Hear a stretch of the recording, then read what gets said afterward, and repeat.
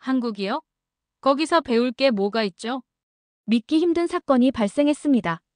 세계적인 교통 시스템 전문가가 한국의 평범한 도로 위에서 경악할 만한 광경을 목격했기 때문이죠. 18년간 쌓아온 전문 지식이 단 일주일 만에 완전히 무너지는 순간이었어요. 그는 즉시 이 충격적인 발견을 기록하기 시작했고, 이 자료는 현재 국제교통학계에 엄청난 파장을 일으키고 있습니다. 한국의 일상적인 교통 시스템 속에서 대체 무슨 일이 벌어진 걸까요? 세계 선진국 교통 시스템에 대해서라면 누구보다 냉철하게 파악하고 있다고 믿었던 이 전문가의 신념을 단 하루 만에 산산조각낸 충격적인 진실, 지금 공개합니다. 저는 마이클 윌슨입니다. 45세, 18년 경력의 교통 시스템 전문가죠. 북미, 유럽, 중동까지 수십 개국의 교통 인프라 프로젝트를 지휘해왔습니다. 이력서에 적힌 글로벌 전문가라는 타이틀이 제겐 자부심이었어요. 그런데 아시아, 특히 한국의 교통 시스템에 대해서는 깊이 생각해 본 적이 없었습니다. 솔직히 관심 밖이었어요. 한국은 그저 서구 기술을 모방하는 국가라고 여겼죠. 혁신적인 교통 시스템이 있다면 당연히 유럽이나 미국에 있을 거라 생각했으니까요. 어느 월요일 아침, 회사 부사장 마틴의 갑작스러운 호출을 받았습니다. 문을 열자마자 그는 서류 한 장을 책상 위로 밀어냈죠. 마이클, 다음 주 한국행이네. 순간 귀를 의심했어요. 한국이요? 거긴 굳이 왜 가야 하죠? 마틴의 표정이 순식간에 차가워졌습니다. 그 태도가 문제야. 너의 편견이 전문성을 가리고 있어. 한국 교통 시스템을 직접 경험하고 배울 점을 찾아와. 장담하는데 분명히 건질만한 사항들이 있을 거야. 반박할 여지는 없었습니다. 제 자존심이 상했지만 상사의 지시니까 따를 수밖에요. 비행기 표를 예약하면서도 내심, 시간 낭비가 될 것이라고 생각했습니다. 한국에 도대체 무엇을 배우러 가는 건지 의문이었죠. 네덜란드의 자전거 도로, 일본의 신칸센, 독일의 아우토반은 이해할 수 있었지만 한국은 그저 선진국 기술을 어설프게 모방한 나라일 뿐이라고 생각했으니까요. 13시간의 비행 끝에 도착한 인천공항. 기내에서 내려 공항 터미널로 들어서는 순간 첫 번째 충격이 찾아왔습니다. 공항은 믿을 수 없을 정도로 깨끗하고 질서정연했어요. 모든 것이 체계적으로 움직이고 있었죠. 입국 심사는 단 5분, 수화물 수령은 15분. 뉴욕 JFK나 런던 히드로에서는 꿈도 못 꿀 속도였습니다. 터미널을 빠져나오자 젊은 여성이 제 이름이 적힌 태블릿을 들고 서 있었습니다. 그녀는 한국교통부의 리나라고 소개하며 이번 주 가이드를 맡게 되었다고 했죠. 공항에서 시내로 향하는 리무진 버스에 올랐습니다. 창밖으로 펼쳐진 고속도로는 놀라울 정도로 깨끗했어요. 도로 표면은 매끄러웠고 도로 위 전광판은 실시간 교통정보를 제공하고 있었습니다. 리나의 설명에 따르면 이 고속도로에는 각종 센서가 내장되어 있어 실시간으로 도로 상태와 교통량을 측정한다고 했죠. 한국의 교통 시스템은 단순한 이동수단을 넘어 도시의 네트워크 역할을 합니다. 인프라, 차량, 사용자, 데이터가 하나로 연결된 거대한 생태계죠. 호텔에 도착해 짐을 풀면서 제 마음속에는 미묘한 혼란이 일었습니다. 한국의 첫인상은 제가 예상했던 것과는 달랐어요. 아마 관광객을 위한 포장된 모습일 거야. 내일부터 진짜 한국의 교통 시스템을 파헤쳐 봐야지. 이런 생각으로 첫날을 마무리했습니다. 그날 밤 제 노트북을 열고 짧은 메모를 남겼어요. 첫인상은 예상보다 훨씬 깔끔하고 효율적. 하지만 여전히 의문 남음. 더 자세한 조사 필요. 이것이 제 한국 교통 시스템 탐험의 시작이었습니다. 이때만 해도 저는 제 삶의 시각이 완전히 바뀔 거라고는 상상조차 못했어요. 창밖으로 서울의 밤 풍경을 바라보며 내일 만날 새로운 경험에 대한 기대와 회의감이 공존했습니다.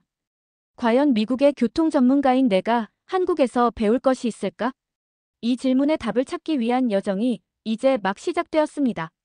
다음 날 아침, 저는 일찍 일어나 호텔 창문으로 서울 도심을 내려다봤습니다. 햇살 아래 펼쳐진 도시는 생각보다 정돈되어 있었죠. 정확히 8시, 로비에서 리나를 만났습니다. 오늘은 서울의 대중교통 시스템을 경험해보기로 했어요.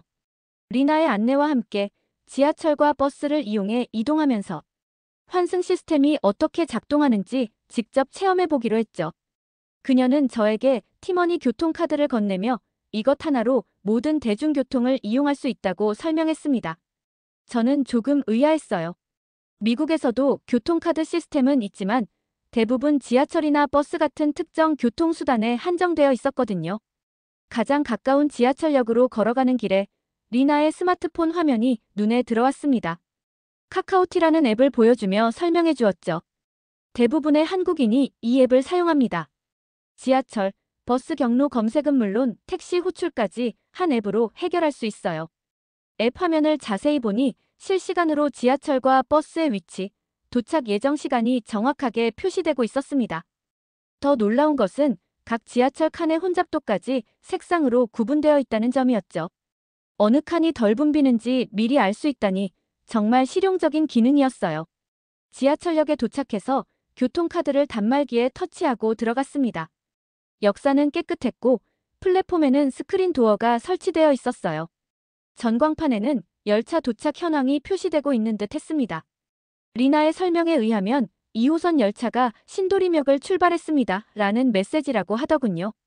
현재 열차가 어느 역에 위치해 있는지 전광판으로 실시간으로 확인이 가능하니 편리했습니다. 승객들은 기다리면서도 대략적인 대기 시간을 예측할 수 있으니까요. 잠시 후 다른 색상의 열차 정보가 표시되자 리나가 계속해서 친절하게 설명해 주었습니다. 한국 지하철은 일반 열차와 급행열차로 구분되어 있었어요. 급행은 주요 역에만 정차해 더 빠르게 이동할 수 있는 시스템이었습니다. 특히 출퇴근 시간에 효율적이고 경의중앙선, 수인분당선 같은 노선에서 잘 활용되고 있었죠. 이런 세심한 설계가 많은 사람들의 이동 시간을 단축시켜주고 있었습니다. 열차 내부는 생각보다 혼잡했지만 질서정연했어요. 천장에 설치된 디스플레이는 다음 역과 환승 정보를 보여주고 있었죠. 서울 지하철은 하루 평일 기준으로 약 700만 명이 넘는 사람들이 이용한다고 했습니다. 인구의 상당수가 대중교통에 의존한다는 말이었죠. 뉴욕도 대중교통 이용률이 높지만 이 정도는 아니었기에 생각보다 제법 큰 인원을 수용하면서 질서정연하고 원활한 시스템은 생각보다 많이 놀라웠습니다. 3호선으로 갈아타기 위해 환승 통로로 향했습니다. 예상과 달리 혼잡하지 않고 효율적으로 설계된 통로였어요. 환승이 이렇게 편리하다니 놀랍더군요. 처음 이용하는 저도 어떻게 이동해서 환승해야 하는지 쉽게 알아챌 수 있게 되어 있다는 점이 인상적이었죠. 서울 지하철은 환승을 고려해 설계되었어요. 또한 환승 시 교통카드로 할인 혜택도 받을 수 있습니다. 지하철에서 버스로, 버스에서 버스로 갈아탈 때도 할인이 적용되죠. 리나는 이동 중에도 계속해서 설명해주며 제가 잘 이해할 수 있도록 도와주었습니다. 3호선을 타고 몇 정거장을 이동한 후 우리는 고속터미널역에서 하차했습니다. 지하철역에서 바로 연결된 버스 환승센터로 향했어요. 한 공간에서 지하철과 버스로 쉽게 갈아탈 수 있는 구조였습니다. 이런 통합된 환승센터는 미국에서도 찾아보기 힘든 시설이었죠. 버스 정류장에는 전자 디스플레이가 설치되어 각 버스의 실시간 위치와 도착 예정 시간을 보여주고 있었어요. 순간 이 정보는 얼마나 정확할까에 대한 궁금증이 생겼습니다.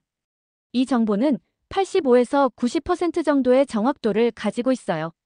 모든 버스에 GPS가 설치되어 있고 교통 상황에 따라 예측 시간이 업데이트가 되죠.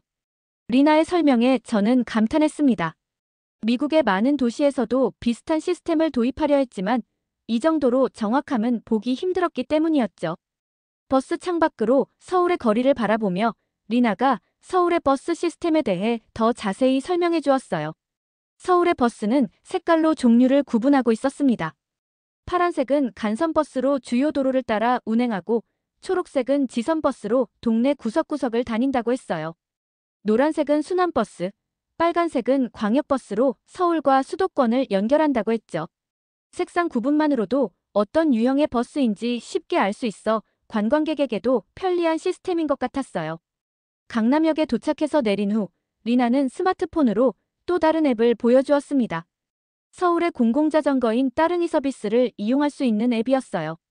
서울 곳곳에 자전거 대여소가 있어 필요할 때 빌려 탈 수 있었습니다. 실제로 근처에 자전거 대여소가 있었고 많은 사람들이 이용하고 있었어요.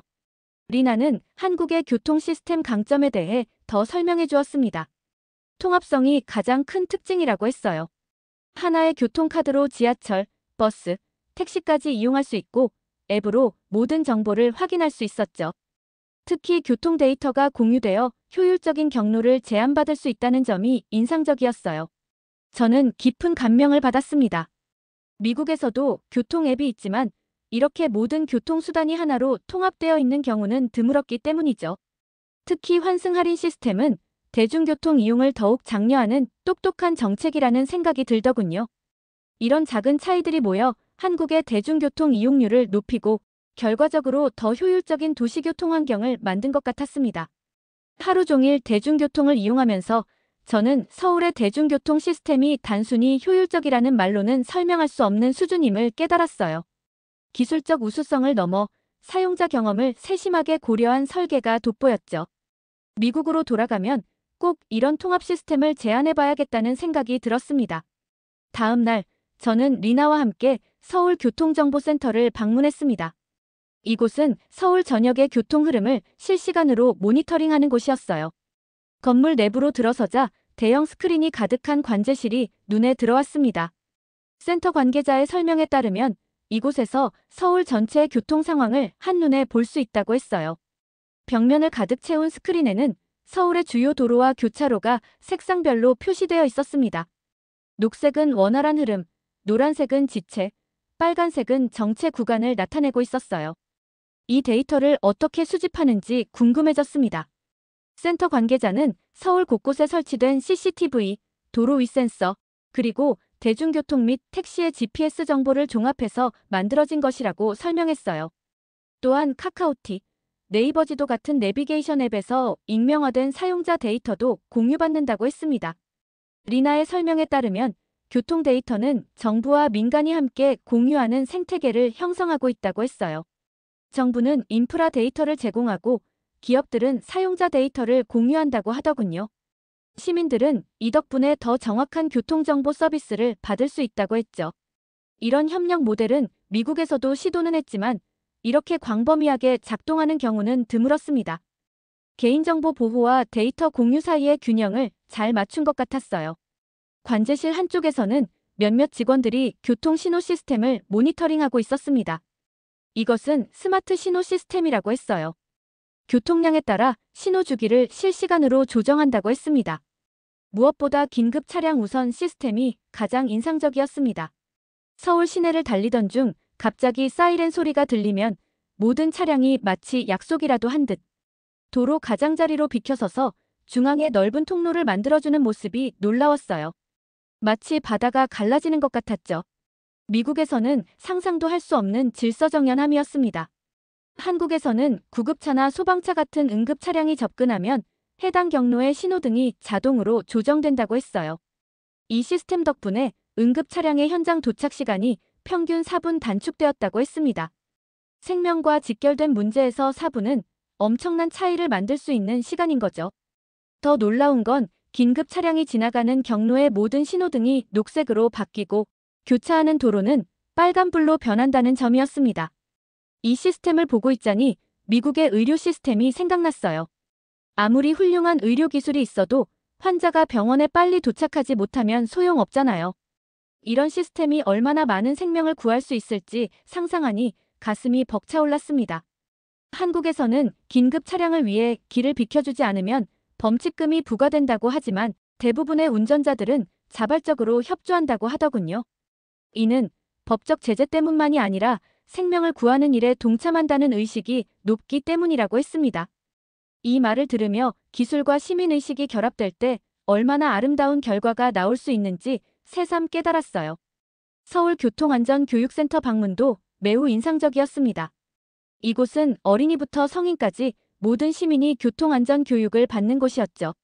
특히 어린이들을 위한 실제 도로와 신호등을 갖춘 미니어처 도시가 눈에 띄었어요. 어린 아이들이 즐겁게 교통규칙을 배우는 모습을 보며 교육의 중요성을 다시 한번 느꼈습니다.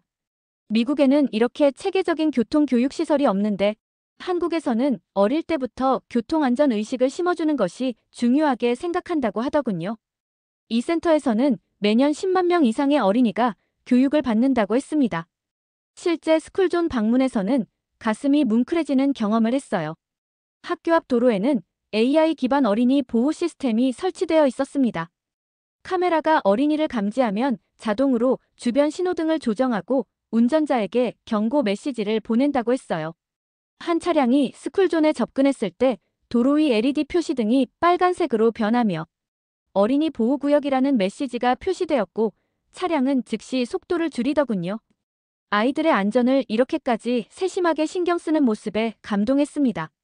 한국에서는 어린이 보호구역 내 교통사고에 대한 처벌이 매우 엄격하다고 들었습니다.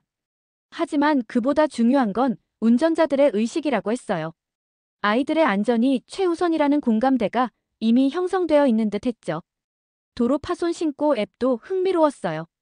시민들이 도로 문제를 발견하면 사진을 찍어 위치와 함께 신고할 수 있고 한국에서는 신고 후 24시간 이내에 보수가 완료된다고 했습니다. 특히 안전과 관련된 문제는 2시간 이내에 출동해 조치한다고 하더군요.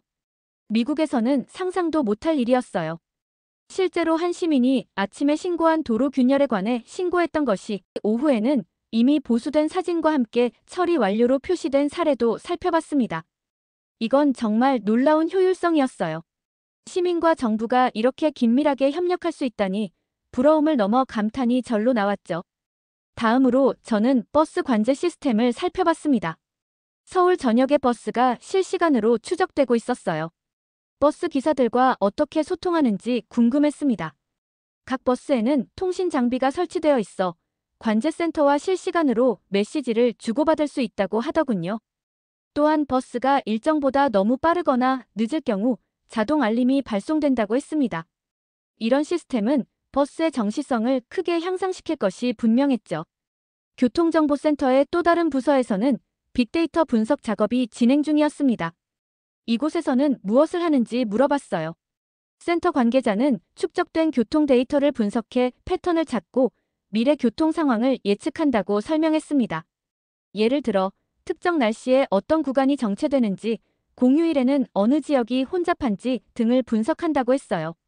리나가 덧붙이길, 이 데이터는 교통정책 수립에도 활용된다고 했습니다. 어느 구간에 버스 전용 차로가 필요한지, 어디에 새 지하철역을 건설해야 하는지 결정하는데 중요한 자료가 된다고 했어요. 센터의 또 다른 흥미로운 프로젝트는 신호등 최적화 알고리즘이었습니다. 인공지능이 교통 패턴을 학습해 신호 체계를 지속적으로 개선하는 시스템이었어요. 특히 눈여겨볼 점은 이 시스템이 차량뿐만 아니라 보행자의 움직임도 고려한다는 것이었습니다. 노인이나 어린이가 많이 다니는 구역에서는 보행자 신호가 자동으로 더 길게 설정된다고 했어요. 센터를 나오면서 저는 서울의 교통관리 시스템이 단순히 기술적으로 뛰어난 것을 넘어 데이터의 수집, 분석, 공유, 활용이 유기적으로 연결된 생태계라는 것을 깨달았습니다.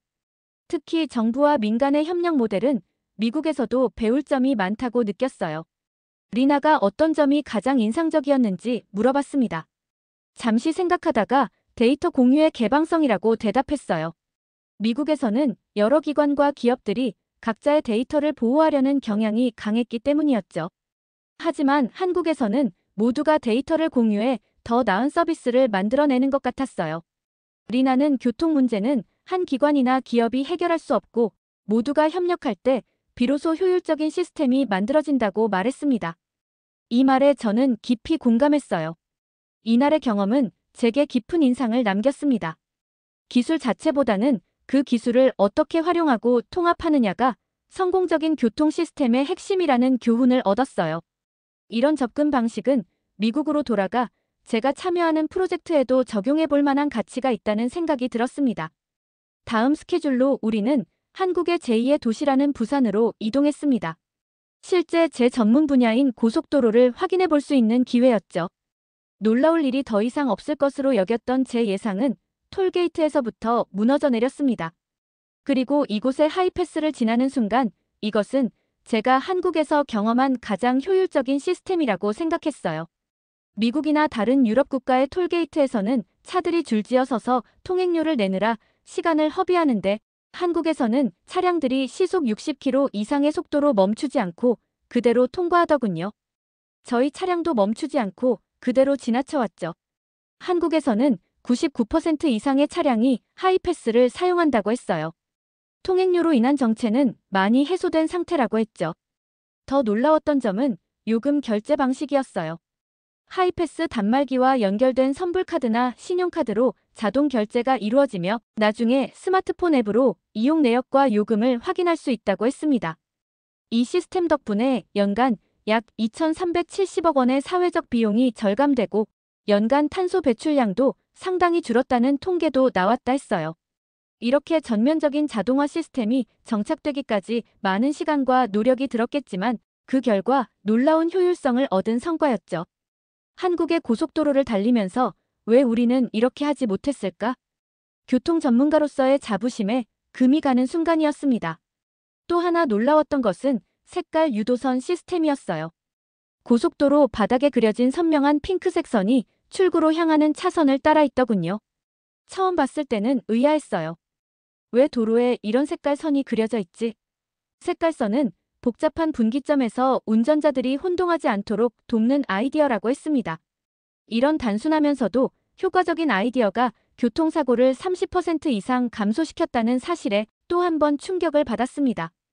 더 재밌는 사실은 2011년에 한국도로공사 직원의 초등학생 딸이 크레파스로 그림 그리는 것을 보고 영감을 얻어 제안한 아이디어라는 거였어요. 지금은 전국 고속도로에 900개 이상 설치되어 있다고 하더군요. 첨단 기술이 아니라 사람의 관찰력과 창의성에서 나온 아이디어가 이렇게 큰 변화를 만들 수 있다는 사실에 마음이 뭉클해졌습니다. 부산으로 향하는 여정에서 가장 큰 충격은 의외의 장소에서 찾아왔습니다. 바로 고속도로 휴게소였어요. 리나는 개인적으로도 외국 손님들한테 휴게소에 대한 소개를 할 때 가장 뿌듯할 정도로 한국의 자랑거리 중 하나로 생각한다고 하더군요. 저는 속으로 비웃었어요. 휴게소가 뭐 그리 특별할 게 있나? 미국의 휴게소라면 그저 허름한 화장실과 패스트푸드점 몇 개가 전부인 곳이었으니까요. 서울에서 부산으로 가는 고속도로는 그 자체로도 인상적이었습니다. 도로 표면은 상당히 매끄러웠고 갓길에는 일정 간격으로 응급 전화부스가 설치되어 있었어요. 내비게이션은 실시간으로 교통량을 분석해 최적의 경로를 제안했습니다. 도로 위 검은 상자들이 보이시죠? 교통량, 속도, 차간 거리를 측정하는 센서예요. 수집된 데이터는 통합관제센터로 전송되어 교통 흐름을 모니터링하죠. 설명을 듣는 동안 내비게이션에서 알림이 울렸습니다. 전방 2km 구간에 차량 정체가 있으니 우회로를 추천한다는 경고였어요. 실제로 이 정보는 정확했고 우리는 제때 우회로를 통해 정체를 피할 수 있었습니다. 약 2시간 주행 후 첫 번째 휴게소에 도착했어요. 주차장에 들어서는 순간 제 눈을 의심했습니다. 이곳은 휴게소가 아니라 작은 쇼핑몰 같았거든요. 현대적인 건물과 정갈한 조경이 눈에 들어왔어요. 내부로 들어가자 저는 더 크게 놀랐습니다. 다양한 식당과 카페, 편의점은 기본이고 약국, 은행 ATM, 심지어 어린이 놀이공간까지 갖추고 있었죠. 화장실은 놀랍도록 깨끗했고 각 칸마다 이용 현황이 전자 패널로 표시되어 있었어요. 이런 시설이 모든 휴게소에 있나요? 제가 경악하며 물었습니다. 주요 휴게소는 대부분 이 정도 수준이에요. 우리는 휴게소를 단순한 쉬어가는 곳이 아니라 여행의 즐거움을 더하는 공간으로 생각하죠. 그 말이 제 머릿속을 흔들었습니다. 휴게소 한쪽에는 지역 특산품 판매장도 있었어요. 현지 농산물과 수공예품을 직접 맛보고 구매할 수 있었죠. 이 정도 규모라면 휴게소 방문 자체로도 여행의 즐거움일 수도 있겠다는 생각이 들었습니다. 그들에게 휴게소는 단순한 필요가 아닌 여행 경험의 일부일 테니까요. 건물 밖으로 나가자 전기차 충전소가 여러 대 설치되어 있었습니다. 대부분 사용 중으로 전기차 인프라도 잘 구축되어 있었어요. 주요 휴게소에는 급속 충전기도 설치되어 있었죠. 내비게이션에서 실시간으로 충전소 이용 가능 여부도 확인할 수 있다는 설명에 다시 한번 감탄했습니다. 휴게소를 떠나며 저는 깊은 생각에 잠기게 되었어요. 미국의 휴게소와 비교하자면 그 차이는 하늘과 땅이었죠. 이곳은 단순한 멈춰가는 곳이 아니라 여행자의 경험을 향상시키는 공간이었습니다. 또 한 번 한국의 세심한 접근 방식에 감탄할 수밖에 없었어요. 그리고 다시 부산으로 향하는 길에 저는 신기한 일을 경험했습니다. 멀리서 구급차의 사이렌과 같은 소리가 들렸어요. 그러자 우리를 포함한 모든 차량이 신속하게 양옆으로 길을 열어주었습니다. 그 사이 구급차도 재빠르게 제 옆을 지나갔죠. 고속도로에 차량도 많았는데 실제로 그 모든 차들이 일사천리로 움직이는 상황을 직접 목격하자 저도 모르게 감탄이 나왔습니다. 미국에서도 응급 차량을 위해 길을 비켜주는 문화가 있지만 한국 운전자들의 재빠른 판단과 교통 흐름 센스에 정말 놀랐어요. 모든 운전자가 자연스럽게 길을 비켜주는 모습은 마치 하나의 큰 팀처럼 협력하는 느낌을 주었습니다. 이러한 문화는 단순히 교통법규를 따르는 것을 넘어 서로의 생명을 소중하게 여기는 마음에서 비롯된 것이 아닌가 싶습니다. 이와 같은 사고가 일어날 때마다 이렇게 즉각적으로 반응하는 한국 운전자들의 민첩성과 상호 배려는 정말 인상적이었죠. 정말 한국인은 생명에 대한 존중이 얼마나 잘 인식되어 있는지를 실감할 수 있었어요. 개개인마다 교육이 잘 되어 있다는 사실과 함께 위급 상황에서 더 빛났던 그들의 단결력은 정말 두고두고 잊혀지지 않을 것 같았습니다. 부산으로 가는 길에 두 번째 휴게소에 들렀습니다. 이곳은 첫 번째보다 더 크고 시설도 다양했어요. 특히 눈에 띈 것은 스마트 정보 키오스크였습니다. 대형 터치스크린을 통해 실시간 교통정보, 날씨, 주변 관광지 정보, 심지어 주문형 길 안내까지 제공해 주었죠. 모든 키오스크는 중앙 서버와 연결되어 있어서 휴게소마다 지역 특성에 맞는 정보를 제공한다는 점은 특히 관광객들에게 유용해 보였어요. 휴게소를 떠나기 전 리나가 한 가지 더 보여주고 싶다며 건물 뒤편으로 안내했습니다. 그곳에는 작은 정원과 전망대가 있었어요. 멀리 산과 들판이 펼쳐진 경치가 보였죠. 그리고 던진 리나의 말이 마음에 와닿았습니다. 이건 단순한 휴식 공간이 아니라 여행을 더 풍요롭게 만드는 장소예요. 교통 시스템도 마찬가지죠. 단순히 이동이 아니라 경험을 생각합니다. 그 말은 제 마음에 깊이 파고들었습니다. 미국의 교통 시스템은 항상 효율성과 속도에만 초점을 맞췄었어요. 하지만 한국의 시스템은 인간 경험이라는 더 넓은 관점에서 접근하고 있었죠. 이것은 단순한 기술적 차이를 넘어선 철학적 차이였다고 생각해요. 부산으로 향하는 길에 저는 점점 더 깊은 생각에 빠졌습니다. 제가 그동안 교통 시스템을 바라보던 관점이 얼마나 좁았는지 깨닫기 시작했어요. 한국의 접근 방식은 기술 자체보다 그 기술이 사람들의 삶에 어떤 가치를 더하는지에 중점을 두고 있었죠. 이것은 제가 미국으로 돌아가 우리 시스템에 적용해야 할 중요한 교훈이었어요. 이제 미국으로 돌아갈 시간이 다가왔습니다. 한국에서의 경험은 저에게 큰 가르침을 주었죠. 한국의 교통 철학은 한마디로 기술은 사람을 위해 존재한다는 것이었습니다. 아무리 좋은 기술도 사람의 안전과 편의를 높이지 못한다면 의미가 없다는 생각이 마음에 와닿았어요. 미국의 교통 시스템은 효율성과 속도에 중점을 두고 있지만 한국은 안전과 사람을 우선시하고 있었습니다.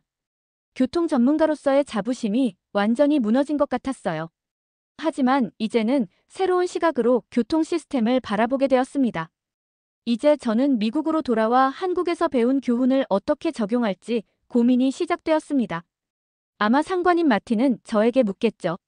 우리 다음 프로젝트에 이런 사항들을 어떻게 적용할 계획인가? 저는 자신 있게 대답할 수 있을 것 같습니다. 우선 사용자 경험에 더 집중해야 하겠죠. 기술을 위한 기술이 아니라 사람을 위한 기술을 개발해야 해요. 또한 다양한 교통 시스템 간의 통합을 강화하고 안전을 우선시하는 설계 철학을 도입해야 합니다. 리나의 마지막 말이 다시 떠올랐어요. 이 시스템을 더 발전시키기 위해 앞으로 제가 해야 할 일이 더 많다고 했죠. 그녀의 말이 맞았습니다. 아직 할 일이 많았어요. 더 나은 미래와 앞선 교통 시스템을 위해, 그리고 무엇보다 모든 사람을 위해서 저는 이제 막 새로운 여정을 시작했을 뿐입니다. 앞으로 세상은 더 멋지게 변할 거예요. 오늘의 사연 어떠셨나요? 한국은 기술력으로도 크게 인정받고 있지만 위급 상황에 발휘되는 결단력과 센스, 그리고 국민성 또한 오랜 시간 훈련되고 학습되어 온 우리의 고유 문화로 정착되었다는 생각이 들었습니다. 여러분의 자랑스러웠던 순간은 무엇인가요? 댓글과 사연으로 알려주세요. 오늘도 긴 사연 들어주셔서 감사합니다. 행복한 하루 되세요.